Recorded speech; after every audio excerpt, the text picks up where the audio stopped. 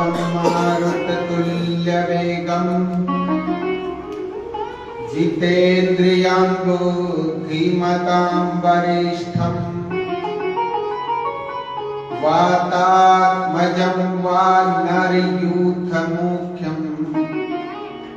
श्रीरामदूतं शरणं प्रपद्ये।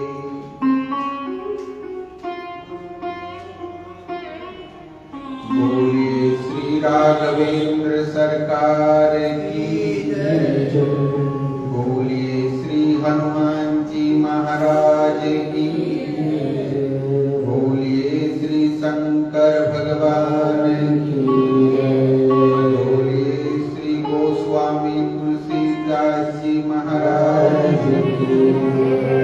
बोलिए श्री रामचरितमानस महापुराण की जय। बोलिए श्री समस्त विप्र देवताओं की जय। बोलिए श्री समस्त सखा मंडली की जय। प्रभु प्रमेय आत्माओं, पितृगणों, शिव शक्ति मंदिर के प्रांगण में स्थापित समस्त देवी देवताओं,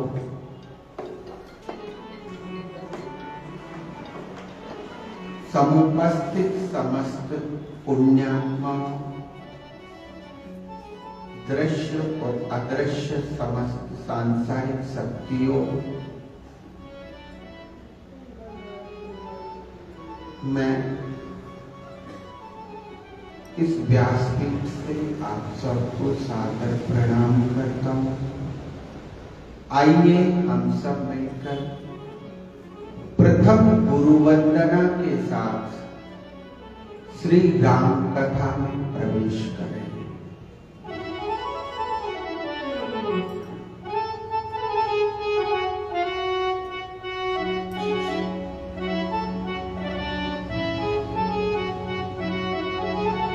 हे मेरे गुरुदेव करुणा सिंधु करुणा कीजिए।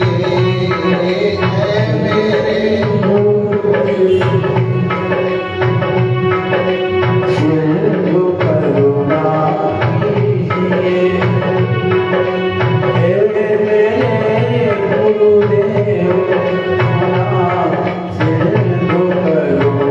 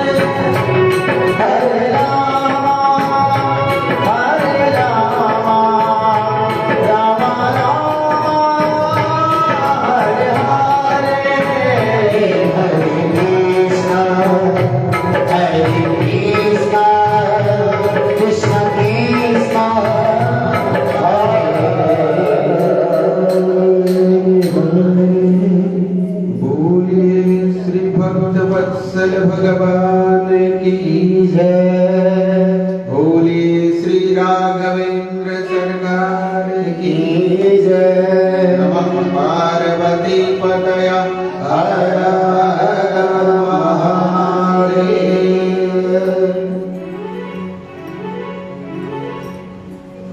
आज का दिन परम सौभाग्यशाली है।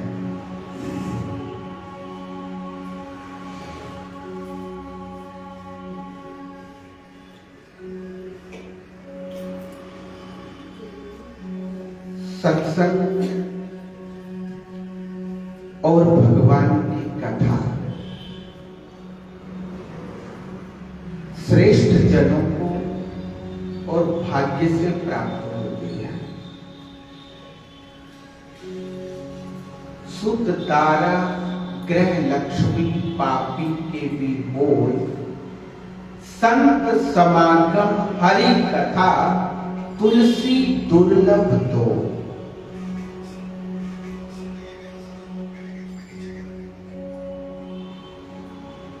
सर्वप्रथम भगवान श्री राघवेंद्र सरकार की कृपा से, बाबा भोलेनाथ के आशीर्वाद से हमारी बहन नीरज गुप्ता को, उनके परिवार को प्रेरणा हुई। ये सौभाग्य की बात है और भाग्यवश शिव शक्ति मंदिर में इस परम पुनीत रामचरित मानस की कथा का आयोजन सत्संग रखा है।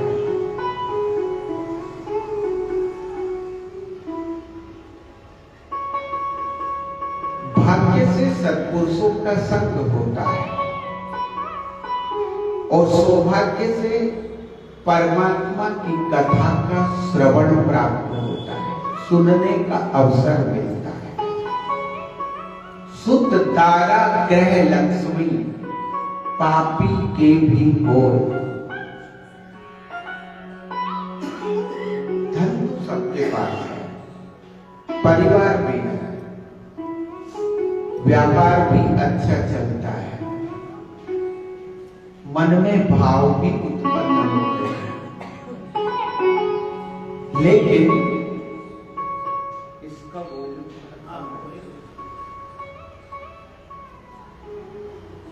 परमात्मा की कथा सुनने का, सत्संग का जो अवसर प्राप्त होता है वो तो किसी सौभाग्यशाली व्यक्ति को प्राप्त होता है, हर किसी को नहीं मिलता। बहुत लोग धन जब अधिक होता है तो घर खरीदने की इच्छा करते हैं। मुझे ये घर खरीद लेना है, मेरे पड़ोसी का घर बहुत अच्छा है, अगर मिल जाएगा तो उसके साथ मिला करके मेरा घर बड़ा हो जाएगा। मेरे भाई का हिस्सा मैं खरीद लूं, पूरा घर मेरा हो जाएगा। एक महंगी कार खरीद लूं, महंगे गहने बनवा लूं, सुंदर वस्त्र आदि पहनूं, सुंदर भोजन करूं,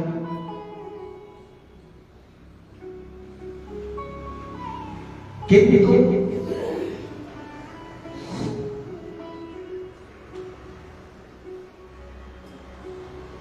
धन हो और मन भक्ति में लगे, ये सौभाग्य की बात होती है।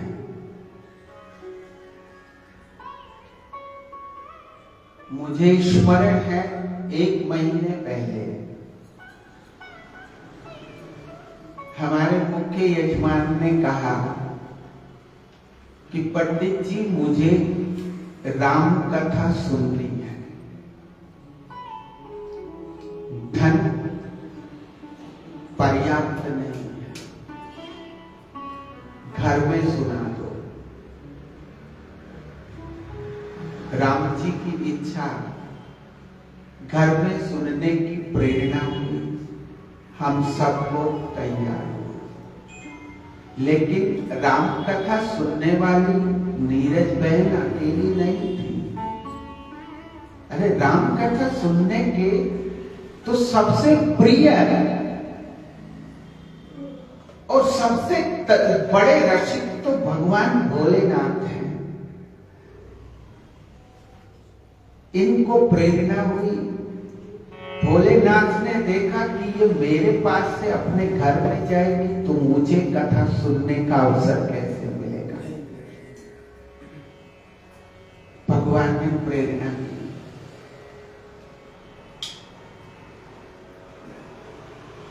15 दिन बाद फिर से आए। पंडित जी छोटी सी कथा मंदिर में ही कर लेते हैं। हमारे मन में भी भाव आया ये उत्तम होगा। घर में तो हम 5-4 जनों का ही सत्संग का लाभ मिलेगा, मंदिर में तो कोई भी भक्त आकर के इस कथा का आनंद ले सकता है। हम छोटे से रूप में कथा करेंगे। छोटे से मतलब ये सब तामझाम नहीं करना, कोई व्यवस्था नहीं। राम जी की कथा सुनानी है, आपने सुननी है, कीर्तन करना है।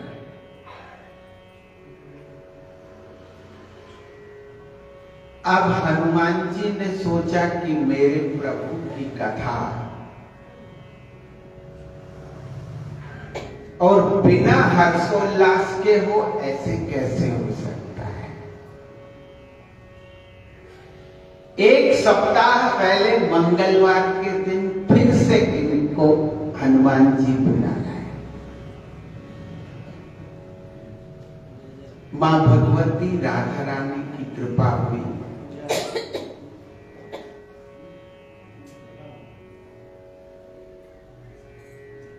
पंडित जी व्यवस्था तो नहीं है, किंतु लगता है कि हो जाएगी।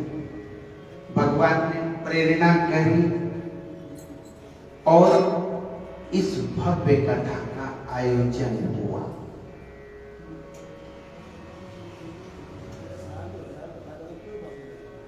इससे यह सिद्ध होता है कि हम सत्संग की इच्छा तो बहुत रखते हैं, लेकिन परमात्मा जब तक आपके प्रारब्ध को द्वारा आपको निमित्त नहीं बना लेता, तब तक आप किसी भी सत्संग जैसे सुंदर कार्य को नहीं कर सकते। ये ईश्वर की ही कृपा है। मैं जानता हूं और भी बहुत से धनाढ्य लोग हैं, सबको ये अवसर नहीं मिलता। भगवान जिसको अवसर देते हैं उसके पास धन हो या ना हो उसका विचार नहीं करते, उसकी व्यवस्था स्वयं करते हैं। आप ये मत सोचो कि हम कथा सुनने आए हैं, आपको लाया गया है। आपके पुण्य कर्म आपको लेकर के आए हैं, आपके सत्कर्म आपको लेकर के आए हैं। आप किसी के कहने पर नहीं आए।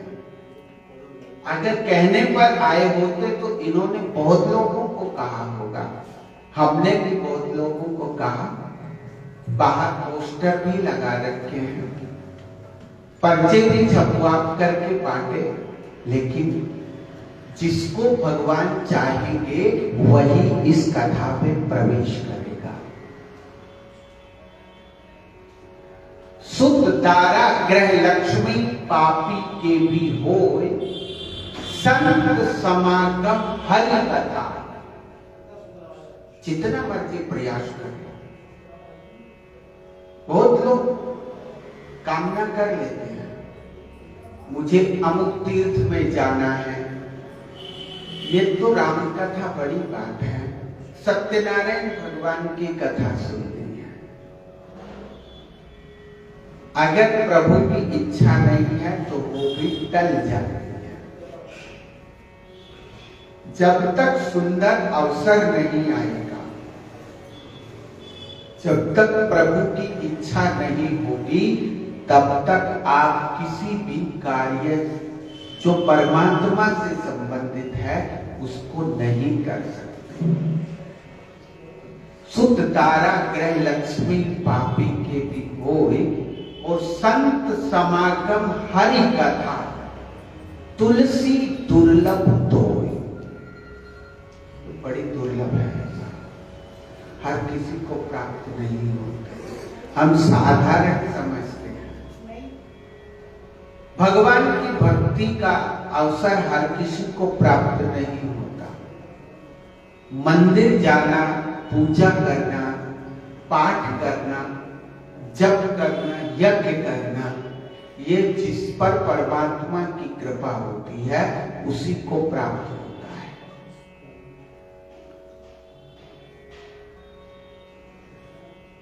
कोई तीर्थ यात्रा करता है तो उस पे भी प्रभु की प्रेरणा होती है। कुछ लोग यदि ये कहें किसी के कहने में आकर के, किसी के दबाव में आकर के अगर भजन करने की चेष्टा करते हैं और प्रभु की प्रेरणा नहीं है तो वो भजन नहीं कर सकते।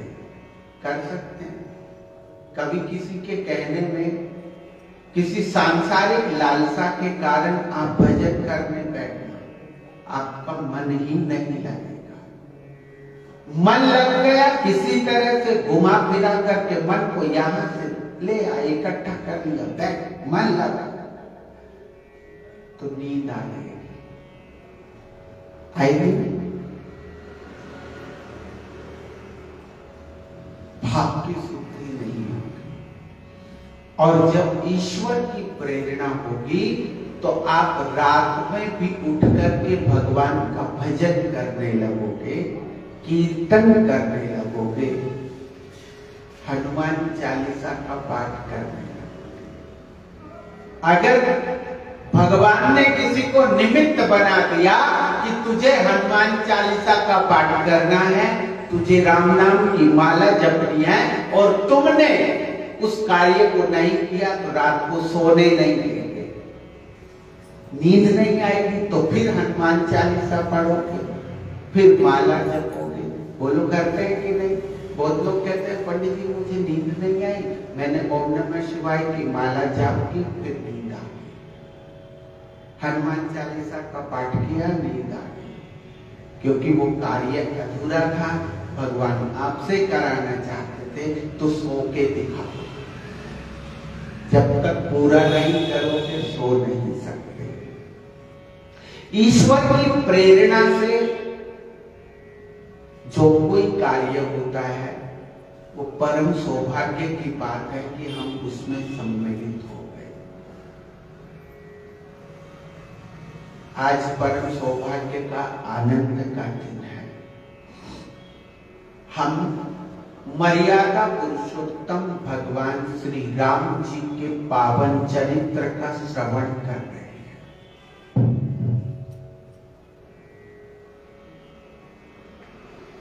रामाय रामभद्राय रामचंद्राय वेधसे रघुनाथाय नाथाय सीताया पतयः नमः।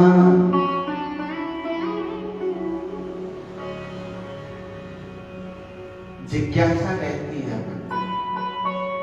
सो सुख धाम राम अस नामा, और सकल लोक दायक विश्रामा। राम कथा विशिष्ट क्यों है? अच्छा, आज के दिन राम कथा ही क्यों हो रही है? राम कथा का ही श्रवण क्यों किया गया? इतने सारे श्रोताओं ने और वक्ताओं ने राम कथा का ही चिंतन क्यों किया? राम क्या है? बहुत से सज्जनों के मन में प्रश्न है।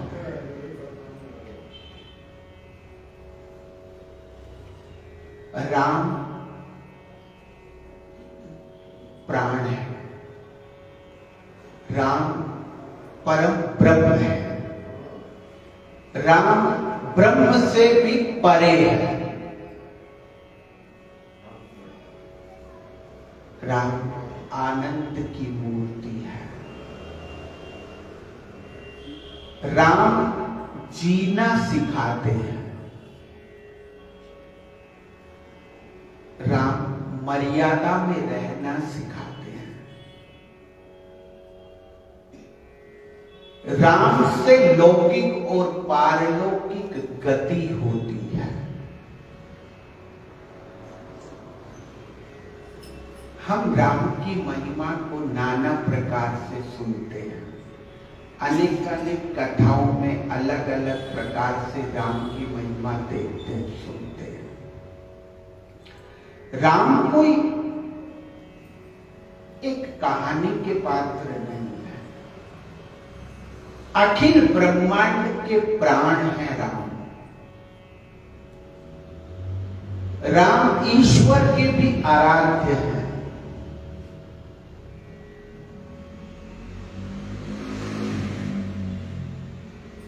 राम की कथा स्वयं भगवान शिव सुनते भी हैं और सुनाते भी हैं।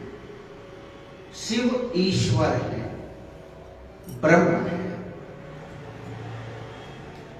कुछ लोगों के मन में तो संशय होगा, ईश्वर किसकी कथा सुनाते हैं, किसका भजन करते हैं?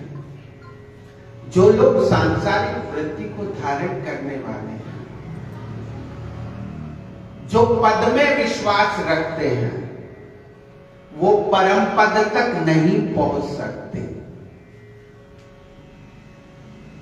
जिस प्रकार से मां सती ने राम पर संदेह किया, शिव राम कथा गाते हैं, राम कथा सुनते हैं, राममय जीवन जीते हैं। बहुत सारे भक्तों के मन में प्रश्न आता होगा कि त्रेता युग में राम जी आए, शिव जी तो अनादि हैं, फिर राम का भजन कैसे करते हैं?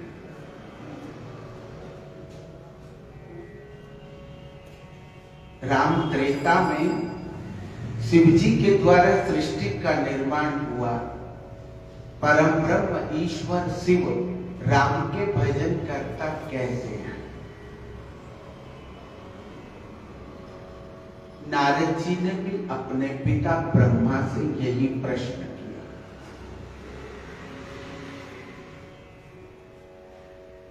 शिव जी राम का भजन क्यों करते हैं? राम क्या है? और राम की महिमा, राम का परिचय जब तक ना हो जाए तब तक राम कथा में आनंद नहीं आता है। हम किसी की कहानी सुन रहे हैं, उनके सुंदर चरित्रों का वर्णन सुन रहे हैं, जब उनके बारे में जानेंगे ही नहीं तो उतना रस हमें उसमें नहीं आएगा।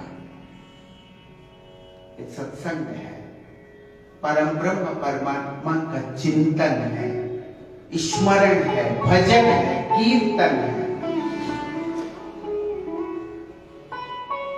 ईश्वर परम तत्व है। अब परम तत्व को किसका भजन करना चाहिए? एक संत जी से यही प्रश्न पूछा गया कि शिव जी राम का चिंतन क्यों करते हैं, भजन क्यों करते हैं? राम क्या है?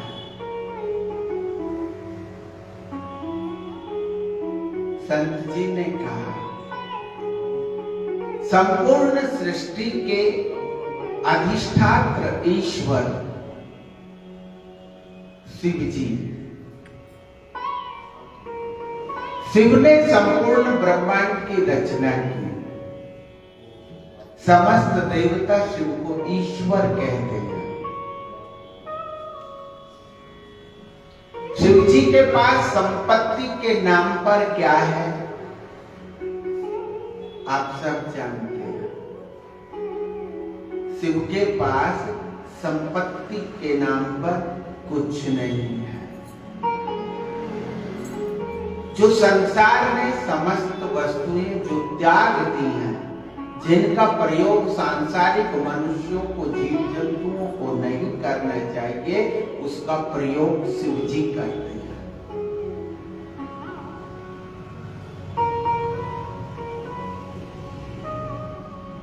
संपत्ति के नाम पर 1 करोड़ मंत्र है, वेद मंत्र। देवताओं, दानवों और मनुष्य ईश्वर की सृष्टि है, यानी ईश्वर की संतान है। 3 पुत्र हैं, देवता, दानव और मानव। तीनों में जब संपत्ति का बंटवारा हुआ,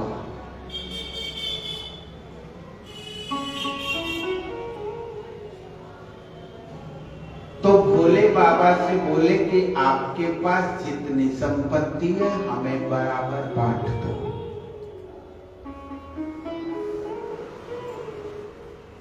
शिव जी ने कहा धन वैभव तो नहीं है, किंतु वेद मंत्रों का संग्रह है, 1 करोड़ है। 30-30 लाख मंत्र बांट दिए।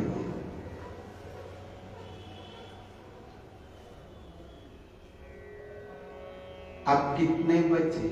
10 लाख। बोले कि ये तो मेरे पास रहने दो। बोला बाबा आप क्या करोगे? इनमें से भी हमें बांट तो कल्याण हो जाएगा। 3-3 लाख फिर बांट दिए। कितने बचे? 1 लाख। अभी भी बोले कि संतुष्टि नहीं, ये भी क्या करोगे? दे दीजिए। 30-30 हजार फिर दे दीजिए। कितने बचे? 10,000। वो भी बंटवा लिए 3-3 हजार, 1,000 बचे। कहने लगे अब इनका भी क्या ही करोगे, ये भी बांट दीजिए। तीनों को बराबर बांट रहे।